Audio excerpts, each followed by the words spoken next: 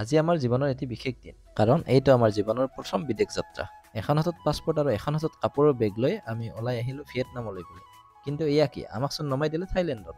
কিন্তু উপায় নাই, 8 ঘণ্টা সময় আমি থাইলেণ্ডৰ এয়াৰপৰ্টত বাগৰি জিগৰি উঠি গলো অন্য এখন ফ্লাইটত ফুককলৈ বুলি।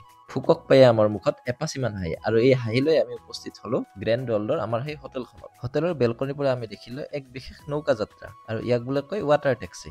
তাকে দেখি ৰ'ব নোৱাৰি আমিও ওলাই আহিলো ৱাটাৰ টেক্সিত উঠিম বুলি।